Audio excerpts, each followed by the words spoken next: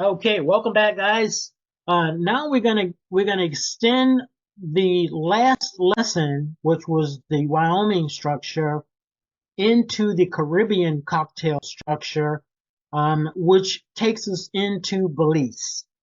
As I mentioned earlier, Belize is favorable because they're mostly English speaking. They're in the same time zone as the U.S. They use the U.S. dollar as the base currency. Um, and also, it's easy to go down there to visit with them. It's affordable by flight to get down there. I think my trip took about 3 hours, 4 hours. I think I might have left from Texas. I might have left from Houston, by the way. And I think it's like 3 hours from Houston. But it's a real easy spot. The people are very, kind and friendly there. I felt very comfortable going to local restaurants and, uh, you know, uh, we did a couple of excursions out there. It's just a lot of fun. And so, it's a nice place to visit as well as to organize your business down there as well.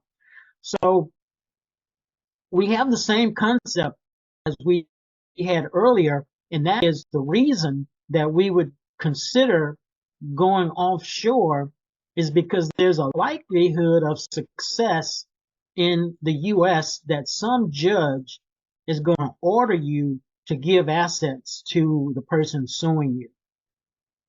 And so if that happens, we need to start this as soon as possible. I hate to tell you guys that we can do it even after something starts, but it gets uglier. You could be held in malicious contempt, which means that you did it after you knew something was coming.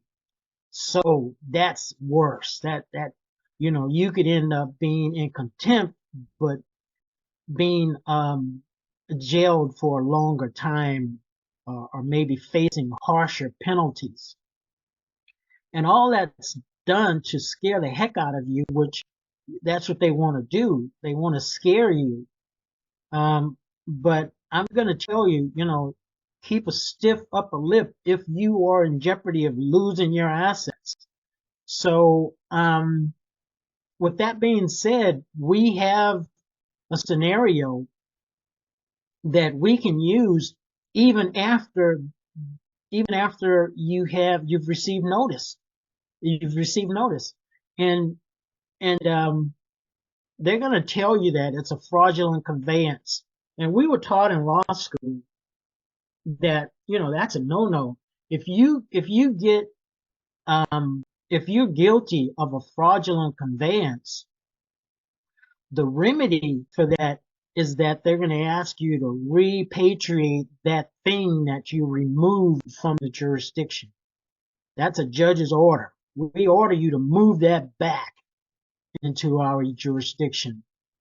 And then the way that we write this up, we're going to forbid that trustee from moving anything back into the U.S. So you're going to stand up and say, Your Honor, on a stack of Bibles, I cannot order that to come back. Well, why can't you? It's under the direction of the trustee. Well, tell your trustee, Your Honor, that trustee is under an order not to repatriate any dollars back or not to follow my order. And so he's going to say, if you don't, we're going to throw you in jail. And then you're going to say, as much as I want to comply, Your Honor, I can't. I have no power to comply. And that's what my attorneys drew up. That's what I signed. And that's a commitment that I've made. Not thinking it would ever get to this point, Your Honor. I swear I can't do anything. They're going to say, okay, 10 days. You spend your 10 days, you take a little 10-day vacation, and then you've already set up all your powers of attorney. So your wife is running your business, your business partners are carrying on business without you, whatever you need to do. We've already taken care of that with the personal estate planning that we've done. So now 10 days have gone, and your trustee is still not delivering it. So the judge has got to look at it again, whether he likes to or not. He's going to have to make a decision where he wants to continue to jail you, or whether he's going to find that you definitely do not have a way to comply. And I have attorneys in Belize, I have local officials in Belize, and we can have them write letters to this judge and say, Your Honor, under the current situation, that person is unable to direct our people to do anything. That's just how we have it. And he's going to say, okay, well, there's nothing much I can do. I might as well let him out. And in some cases they will, in some cases they won't. They can extend it. I think the worst case scenario was in Florida, where they kept them for a couple of years. And I know that sounds scary, but it rarely ever gets to that point. And so if a couple of years sound awful to you, I don't blame you. It would sound awful to me. I would probably cave by then and give up whatever they want, but that's up to you. It depends on how stiff you're willing to keep your upper lip and not give in to these guys.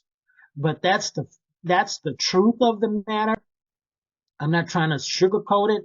I'm trying to tell you what my experience has been and the way that it works. So with that being said, it's up to you guys if you guys want to take it to this level.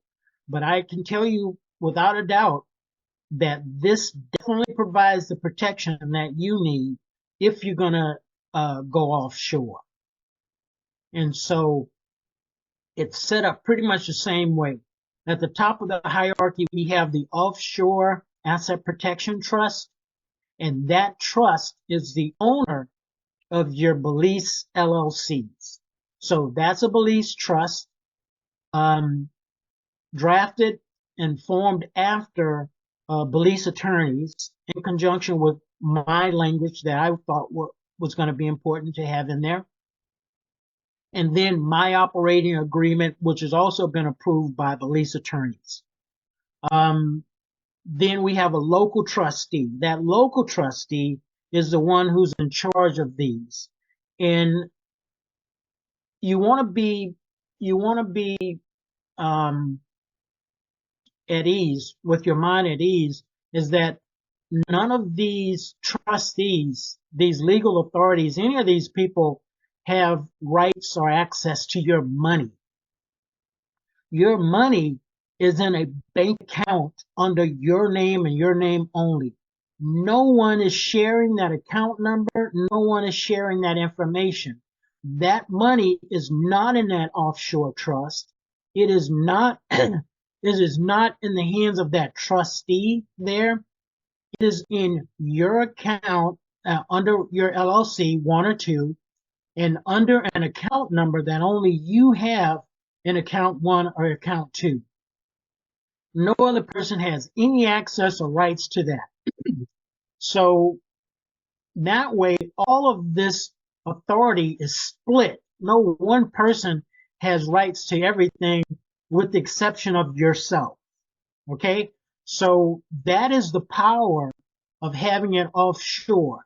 So in my scenario, my real life scenario of having a client form his entity in Belize, real life scenario was that they didn't go after him in Belize.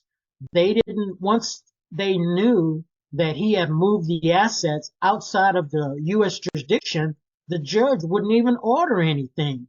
Like, well, it's out of our power. I don't have any power here that will grant you access to a Belize bank account. I'm sorry. That's what the judge basically said. So with that being said, then game is over, for the litigant. And so that's why we do this.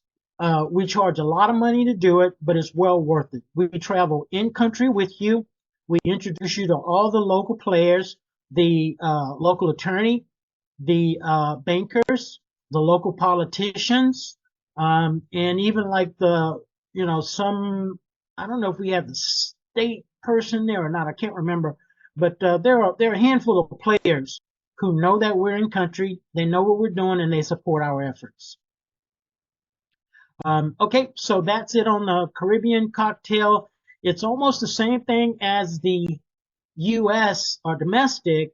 It's just that we've moved it offshore outside the jurisdiction of U.S. courts. Okay. With that being said, guys, we are through with this one. We have one more